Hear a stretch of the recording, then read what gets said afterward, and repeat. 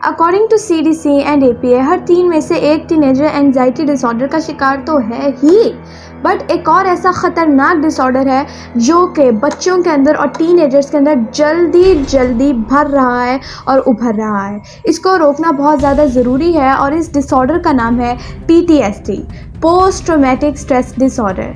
इन ages में माँ बाप जब राइट डिसीजन नहीं लेते तो अनफॉर्चुनेटली आगे जाके लोग डिप्रेस लाइफ जीते हैं या फिर वो दूसरा रास्ता इख्तियार करते हैं जो कि है अस्तगफिरुल्लाह खुदकुशियाँ। यही वजह है कि खुदकुशियों का, सुसाइड का जो रेट है वो स्टूडेंट्स में बहुत बढ़ चुका है। You have to take the right decision at the right time.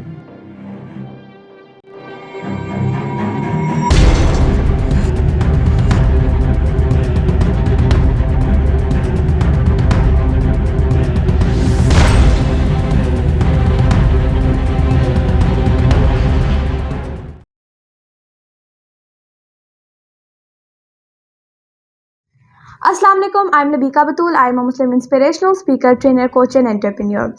Unfortunately एक बहुत एंजाइटी डिसऑर्डर तो टीनेजर के अंदर बहुत ज़्यादा माना जाता है। और एंजाइटी क्या होती है? बेचैनी। और डिसऑर्डर क्या होता है? जब एक चीज़ ऑर्डर में नहीं होती, उनका पूरा जोग्राफिया हिला होता है, आप ये कह लें।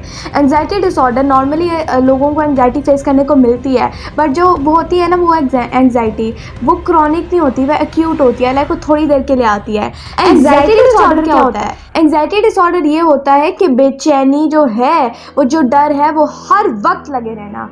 और ये एंजाइटी डिसऑर्डर होने की वजह से ये जो लोग होते हैं वो एक डिप्रेस्ड लाइफ की तरफ जाते हैं।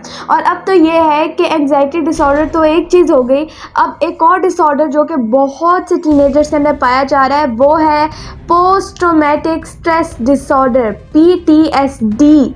यानी कि उनकी ज़िंदगी के अंदर जो उनके साथ बुरे वाक़यात होते हैं या फिर वो जो एंजाइटी डिसऑर्डर में भी रहते हैं, फिर वो बार बार उनको उनके फ्यूचर के अंदर भी, उनके प्रेजेंट के अंदर भी वो फ्लैशबैक्स आ रहे होते हैं जो कि उन्हें जीने नहीं देते।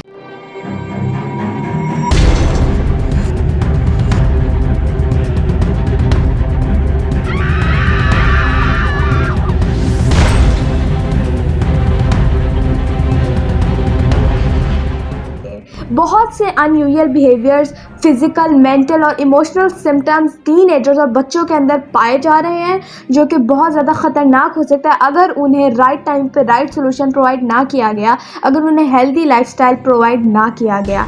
क्या देखने को मिल रहा है मैं आपको बताना चाहती हूँ। अगर नॉर्मली देखा जाए तो माँ बाप बहुत परेशान हैं क्योंकि उनके बच्चे जो हैं वो किसी चीज़ पे ध्यान नहीं देते, उनका हर चीज़ के अंदर से इंटरेस्ट निकल चुका है, किसी से सीधे मुंह बात नहीं करते, अपने बहन भाइयों के साथ बहुत लड़ते हैं, कभी ये होता है कि बात ही नहीं करते, बहुत ज़्यादा तानाजनी करते हैं और भी चीखना, चिल्लाना, मारना और भी बहुत सी अनयूजुअल एक्टिविटीज़ टीनेजर्स के अंदर हम लोगों को देखने को मिल रही हैं। और जब इन राइट एजेस के अंदर माँ बाप एक्शन नहीं लेते तो वही होता है जो कि आजकल मोस्ट ऑफ द लोगों के साथ हो रहा है। मोस्ट ऑफ द अडल्ट जो है, जैसे आप लोगों को पता है, अनफॉर्चुनेटली या तो वो डिप्रेस लाइफ जी रहे हैं या तो बहुत से लोगों ने अनफॉर्चुनेटली अस्तगफिरुल्लाह सुसाइड्स कर ली, खुदकुशियाँ कर ली। ये होता है कॉन्सिक्वेंस। या फिर कितने ज़्यादा इश्यूज़ आते हैं, लोग कहते हैं कि हम शादी नहीं करना चाहते, बहुत से इश्यूज़ आते हैं और फिर माँ बाप इससे परेशान होते हैं। बहुत से माँ बाप इससे जो है वरीड हैं आज।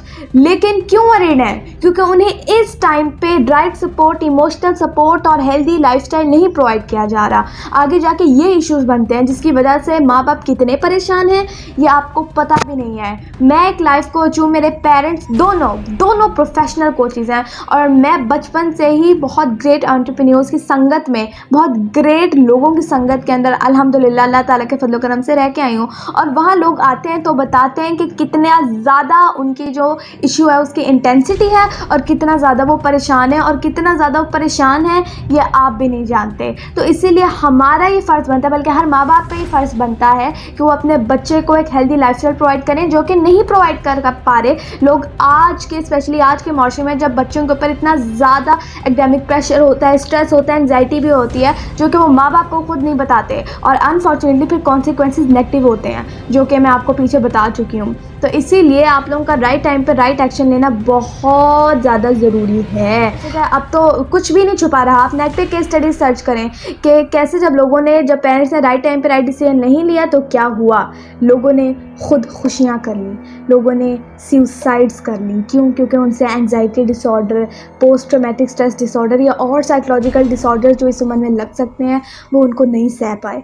लोगों ने सुसाइड्स कर ली, खुदकुशियाँ कर ली, और रेट बढ़ गया स्टूडेंट्स के अंदर। और ये आप नेट पे देख सकते हैं, स्टैटिस्टिक्स चेक करें।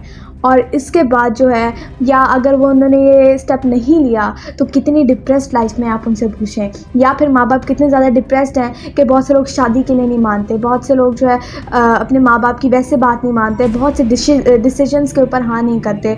आप देखिए कि उनकी लाइफ कितनी स्ट्रेस्ड हो चुकी है, कितनी डिप्रेस्ड हो चुकी है।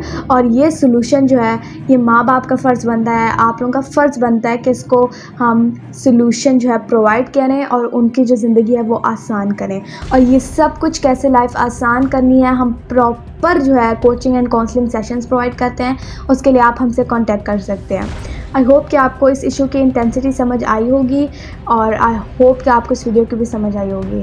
Thank you for watching my videos को ज़्यादा से ज़्यादा आगे शेयर करें, ताकि लोगों को पता चले कि हमने अपने बच्चों के ऊपर फोकस करना है और उनको प्रेशराइज़ नहीं करना, और हमसे कांटेक्ट करना है कोचिंग एंड काउंसलिंग के लिए, ताकि उन्हें हेल्दी और हैप्पी लाइफस्टाइल प्रोवाइड किया जाए। Thank you. अल्लाह हाफ़िज़।